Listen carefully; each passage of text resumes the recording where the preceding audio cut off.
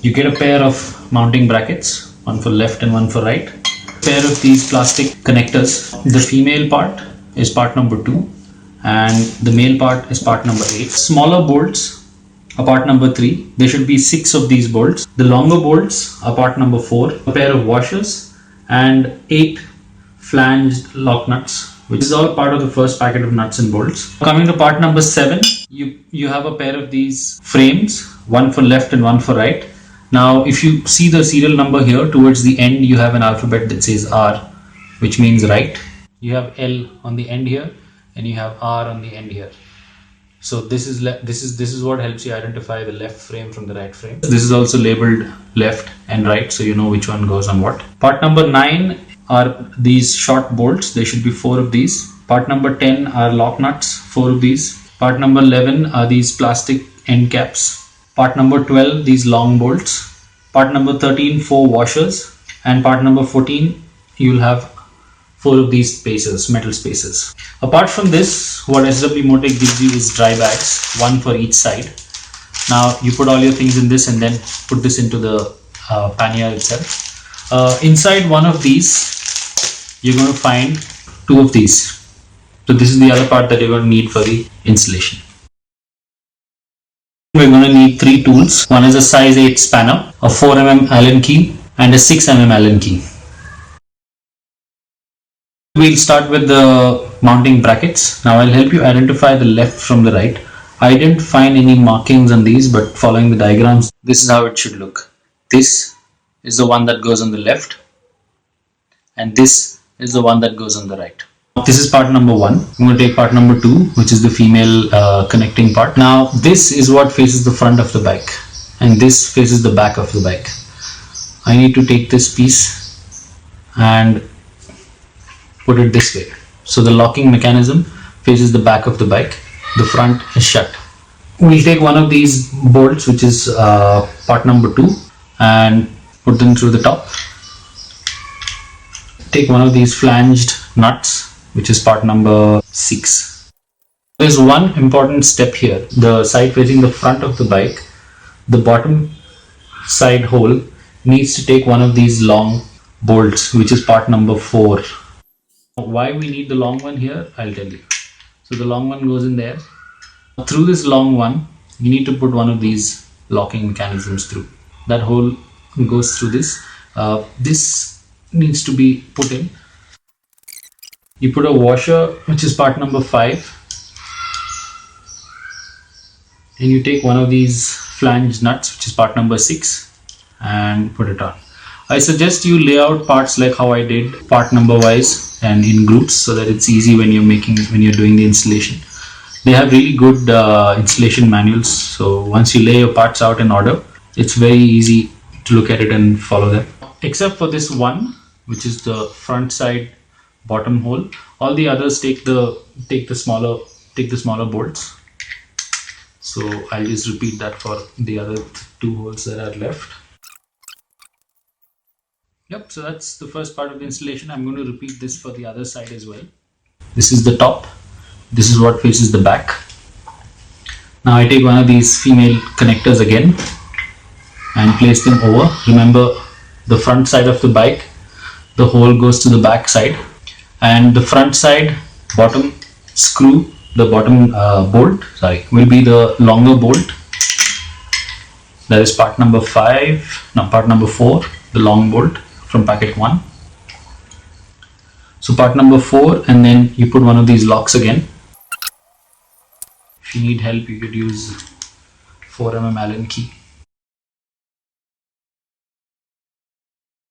So now we're at the motorcycle. These foot pegs at the rear need to be removed on both the sides in order to get the mounting bracket on. So we're going to start with taking off the left side rear foot peg. There are 2 bolts here that need to be removed. This uses a 6mm Allen key. So I'm going to undo these 2 bolts first. So once you remove the 2 bolts and the rear foot peg, it will look something like this. Take it out. I would recommend cleaning this area first. Now I've tightened these nuts and bolts here after checking if they are the correct side. and this is the one for the left side. This is so that you know how to identify, so that the mounting connector point faces the back. You have the bracket that curves around going into the front. Now we'll take parts number 12, 13 and 14, which are the long nut, a washer and a spacer. For this part of the installation, you would also need the thread locker, the bolt itself, put the washer through the bolt, which is part number 13, part number 12 is the bolt. You put this through the bracket first, do the same thing with the second bolt and washer. Over this you put the spacer.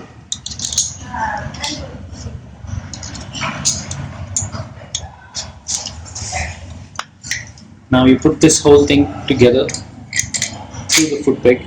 This is when you're going to need your thread locker. You put it back into the same hole that you took the foot peg off from.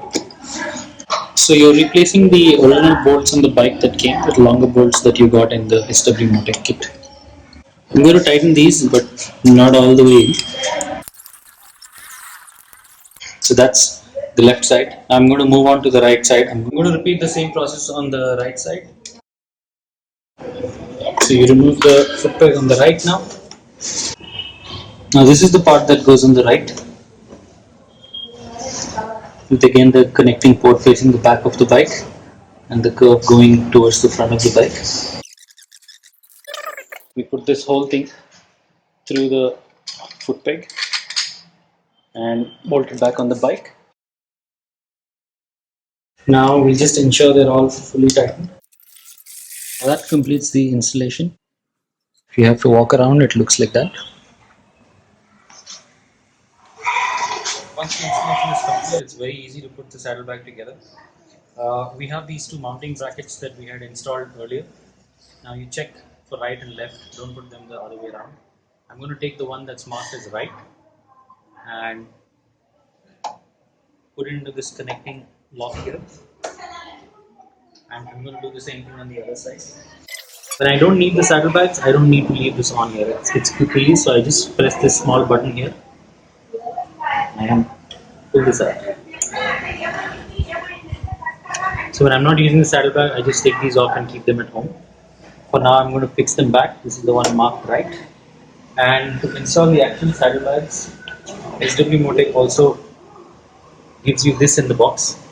If you're wondering what this is to protect painted parts of your bike that may come in contact with the saddlebag. In my case, I have this SW Motech rack here, which doesn't really let the saddlebag come in contact with the painted surface here. And I also have a wrap paint protector on my bike, so I'm not going to install these. But if you have a motorcycle that has a lot of painted surface in contact with saddlebags, you might want to stick these to protect your paint. This is the one that goes on the right. You see the small loop here. This is so that you can insert the supporting bracket rod into this. Now, first I'm going to put the saddlebags through the hole like that. It goes in here, and I'm going to pull these together. This is Velcro, so once you bring them together, they attach. Once you have thrown your saddlebag over and put it through the mounting bracket, there's one last step left. There will be these straps facing the front of the bike. You have to take this lock and put it on the connecting bracket. You remember that small piece that we attached behind the connecting bracket? So this goes and attaches here. Once it's attached, you pull and tighten the strap as far as you can. This is to keep the saddlebag from slipping out of the mounting bracket. So once you've tightened it to the position that you wanted, there is this extra strap dangling now. You open this Velcro and you roll the extra up like this. Roll it as close to the clip as you can, and once you're close enough, you can just strap it along with the bracket that's going to the back. So that keeps that from getting in the way of your motorcycle's tire.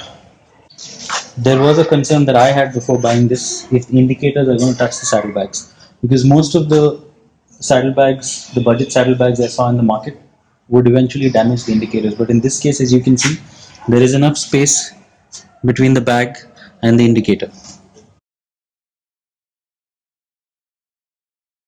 A thing to remember here, all the weight of your saddlebags should be supported by this, which is why they have provided us with an adjustable Velcro strap. So you pull them together and put the Velcro together, and make sure none of your weight is supported by these brackets here underneath. This is just to keep the saddlebag away from your tire. All the weight should be here, and if you put your weight on these supporting brackets, you might break them. So all the weight on this. Now, for a quick review, I did a 3,000 kilometer monsoon ride using these saddlebags. About the handling, let me tell you, it was absolutely great, almost as if the saddlebags weren't there. They were a breeze to mount and dismount, especially after using Crampster saddlebags for so many years. I happened to do a fair bit of off-roading on this trip. It was not planned. It was pretty bad. I even cracked my engine crankcase, but the saddlebags held on really well. I had no issues. What was great was at the end of the day, I'd get back and I have a dry change of clothes. My gadgets were safe. I was not worried about it. It's definitely worth the money that you're paying for it. I recommend you get it for your motorcycle if you're thinking about it. And at the end of it, if you like this video, hit the like button and please subscribe for more videos to come. Thank you.